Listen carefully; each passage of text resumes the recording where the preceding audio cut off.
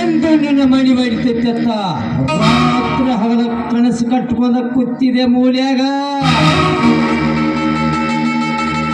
ಅಂತೂ ನನ್ನ ತಂಗಿಗೆ ಹೇಳಿ ಬಂದಿದೆ, ರಾಮಾಯಣ ತುಂಬಿದ ಮಣಿ ಒಡೆದು ಅಡ್ಡ ಮಾಡಂತ.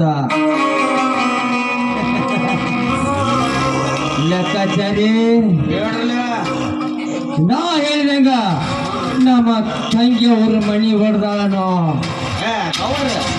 ಯಾರಕ್ಕಿ ನಿಮ್ಮ ತಂಗಿ ಮಣಿ ಹೊಡಿಲಾರ್ದ ಬಿಡ್ತಾಳ, ಹೊಡೆದಿರ್ತಾಳ ಗ್ಯಾರಂಟಿ ಐತಿ ನನಗೆ.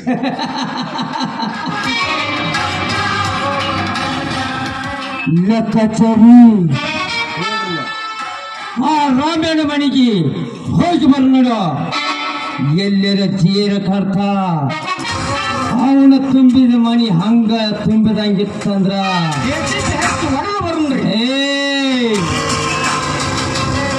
ಹಾಗೆ ಮಾಡೋದಲ್ಲ, ಆ ತುಂಬಿದ ಮಣಿಗೆ ಉರಿ ಹಚ್ಚಿಬಿಡೋಣ. ಬಂದ ಸತ್ತ ಹೋಗ್ಲಿ ಆ ಮಕ್ಕ. ಬಾರ ಹೋಗೋಣ.